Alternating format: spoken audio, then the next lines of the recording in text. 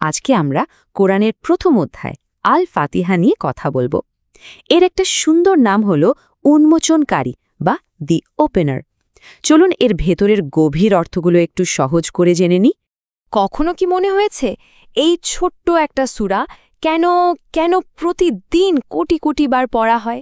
এর পেছনে তো নিশ্চয়ই বিরাট কোনো কারণ আছে, তাই না? চলুন আজ সেই রহস্যটাই একটু খোঁজার চেষ্টা করি। তো আজকের আলোচনায় আমরা মোট 5টা দিক দেখব।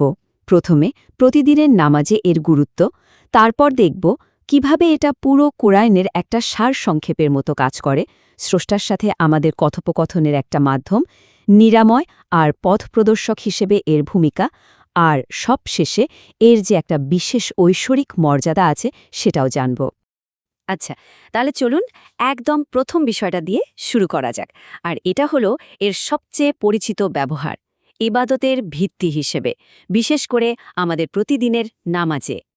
ইসলামী বিশ্বাসে ব্যাপারটা কিন্তু একদম পরিষ্কার। সূরা ফাতিহা ছাড়া নামাজ হয়ই না, মানে অসম্পূর্ণ বা বাতিল বলে ধরা হয়। এ কারণেই তো প্রত্যেক নামাজের প্রত্যেকটা রাকাতেই এটা পড়াটা বাধ্যতামূলক। এটা নামাজ কবুল হওয়ার একটা প্রধান শর্ত। এটা নামাজের সাথে এতটাই জড়িয়ে আছে যে ভাবা যায় এই সূরাটার একটা নামই হল আসসালা, মানে নামাজ। এর থেকেই তো বোঝা যায় ইবাদতের ক্ষেত্রে এর ভূমিকাটা কতটা মৌলিক, কতটা সেন্ট্রাল। ওকে, এবার চলুন দ্বিতীয় পয়েন্টে যাই, যেটা এর তাৎপর্যকে আরও অনেক গভীর করে তোলে। দেখুন, আল ফাতিহা কিন্তু শুধু নামাজের একটা অংশ না, এটাকে বলা হয় পুরো কুরআনের একটা মিনি ভার্সন বা সারসংক্ষেপ। এর একটা নাম হল উম্মুল কিতাব, যার মানে হল গ্রন্থের মা।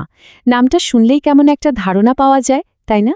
মানে আল ফাতিহা হল কোরআনের একেবারে মূল বা উৎস, যেখান থেকে পুরো কিতাবের মূল ধারণাটা এসেছে। এই যে এখানে বলা হচ্ছে একে জামে বা সারসংক্ষেপ বলা হয়, এর কারণটা কি? কারণ হল এটা পুরো কোরআনের মূল অর্থ আর উদ্দেশ্যকে এক জায়গায় নিয়ে এসেছে। ভাবুন তো, তৌহিদ, ইবাদাত, আল্লাহর কাছে সাহায্য চাওয়া, এই সব বড় বড় বিষয়গুলো এই ছোট্ট সূরাতেই একসাথে আছে।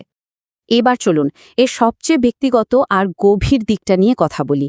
আল ফাতিহা পড়াটা আসলে শুধু কিছু আয়াত পড়া নয়, এটা হলো স্রষ্টার সাথে সরাসরি একটা কথোপকথন। একটা হাদিসে কুদসিতে খুব সুন্দরভাবে বলা হয়েছে যে এই সূরাটা আল্লাহ আর তার বান্দার মধ্যে ঠিক দুভাগে ভাগ করা। প্রথম অর্ধেক হল বান্দার পক্ষ থেকে আল্লাহর প্রশংসা, তার গুণগান, আর দ্বিতীয় অর্ধেক হল বান্দার আরজি, তার চাওয়া পাওয়া।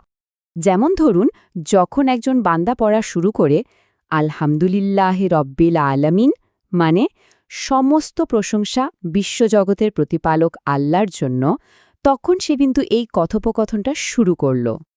আর ঠিক তখনই আল্লাহ তার জবাবে বলেন, আমার বান্দা আমার প্রশংসা করেছে।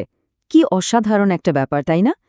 প্রতিটা আয়াত যেন একটা প্রশ্ন বা নিবেদন, আর তার সাথে সাথেই আসছে একটা ঐশ্বরিক উত্তর। এরপর কথোপকথনটা এগোতে থাকে, আর যখন বান্দা প্রার্থনার অংশে এসে বলে ইহদিনা সিরাত আল মুস্তাকিম, মানে আমাদের সরল পথে পরিচালিত করুন, তখন সে তার জীবনের সবচেয়ে গুরুত্বপূর্ণ চাওয়াটা পেশ করে। আর এর উত্তরে আল্লাহ যে প্রতিশ্রুতিটা দেন সেটা হলো, এটা আমার বান্দার জন্য, আর আমার বান্দা যা চেয়েছে তা সে পাবে। এই প্রতিশ্রুতির মধ্যে দিয়েই যেন কথোপকথনটা একটা সুন্দর পরিণতি পায়। আচ্ছা, আল ফাতিহার ভূমিকা কিন্তু শুধু ইবাদত বা কথোপকথনের মধ্যেই সীমাবদ্ধ না। এটা একই সাথে আধ্যাত্মিক আর শারীরিক নিরাময় এবং পথ দেখানোরও একটা বড় উৎস। এর আরও কিছু নাম আছে, যেমন আশিফা, মানে আরোগ্য, আর আর রুকিয়া, মানে প্রতিকার। অনেক বর্ণনায় আমরা দেখতে পাই যে অসুস্থতার জন্য এটাকে একটা আধ্যাত্মিক প্রতিকার হিসেবে ব্যবহার করা হতো। তবে শারীরিক নিরাময়ের চেয়েও বড় ব্যাপার হল এটা আমাদের সিরাত আল মুস্তাকিম বা সরল পথটা চাওয়ার প্রধান উপায়। এই সরল পথটাই হল ইসলামের মূল রাস্তা। সবশেষে চলুন আমাদের আলোচনার শেষ পর্যায়ে চলে আসি।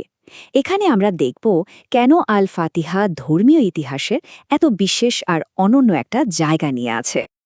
একটা বর্ণনায় এটাকে সেই দুটি নূরের একটা বলা হয়েছে, যা নবী মোহাম্মদ সাল্লাল্লাহু আলাইহি ওয়াসাল্লামকে দেওয়া হয়েছিল, কিন্তু তার আগে আর কোনো নবীকে দেওয়া হয়নি। মানে এটা ছিল একটা এক্সক্লুসিভ ঐশ্বরিক উপহার। এর অনন্যতা আরও পরিষ্কার হয়ে যায় যখন আমরা দেখি যে তাওরাত, ইনজিল বা জাবুরের মতো আগের কোনো আসমানি কিতাবেই এর মতো কোনো অধ্যায় ছিল না, কিছুই না। তাহলে সব মিলে আমরা কি বলতে পারি?